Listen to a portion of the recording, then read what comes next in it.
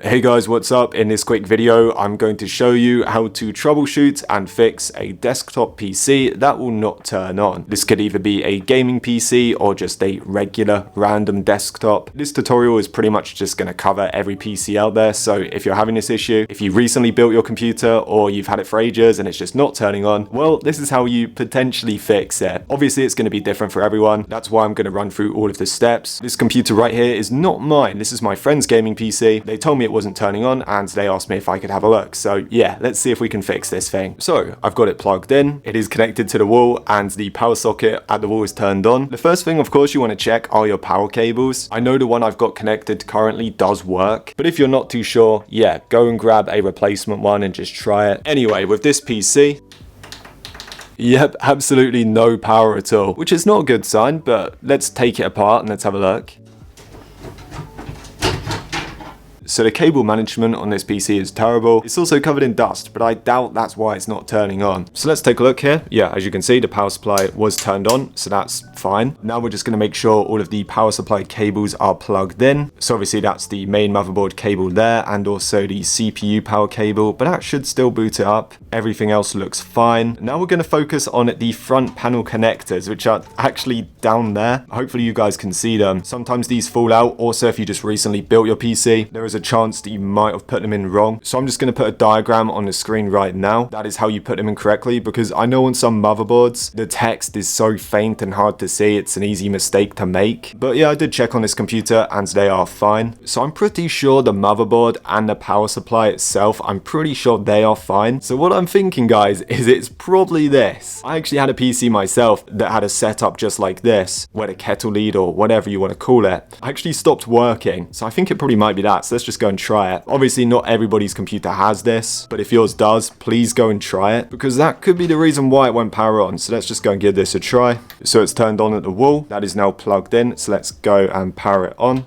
And there we go. That is how you quickly troubleshoot a computer that won't turn on. To be fair, I don't know if I recorded this, but I was trying to power it on when that was plugged in, and it was making some horrible static sounds. Let me just turn this off. You shouldn't really do that, but whatever. Let me see if it does it again. I don't know if you guys can hear that. Yeah, the microphone might not pick it up, but it does sound really bad, and it's definitely plugged in. So connected, on at the wall, that's plugged in, power supply turned on. Let's go and try this.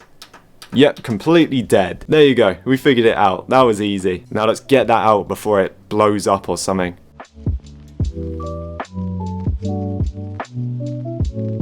So I thought I would quickly show you guys how to test your power supply using the paperclip method, just in case you want to try it. Basically what this is running your power supply without the need of a motherboard. So you could technically use it for other stuff like powering fans or other devices, I don't know. But as you can see, this is how it works. So that's where you put the paperclip, and yeah, let's go and give this a try. So you want to disconnect the cables. You can leave the fans plugged in, just disconnect the CPU and also the main board. So this is the paperclip that I bent. Obviously, we're just going to put it in those two pins. So there you go. It should look like that. Now we can turn it on and see if it works.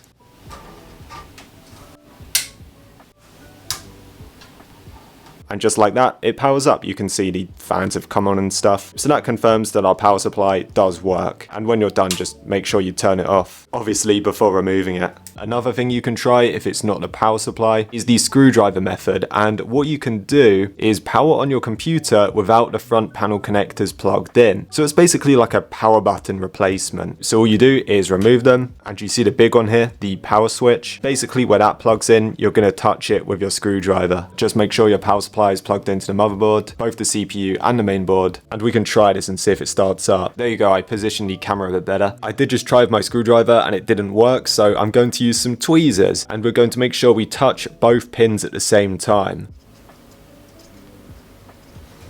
This might take a few tries, by the way, and you might need to use like a smaller piece of metal. So I'll tidy this up off camera, but there you go. That is how you troubleshoot a desktop PC that won't turn on, either a new modern PC build or an old PC that you've had for a while. If what I said didn't work for you, it's probably a motherboard issue or a power supply issue, so you might need to replace them, which is really frustrating, I know. But it looks like in this case, I got lucky because that cable replacement is very cheap.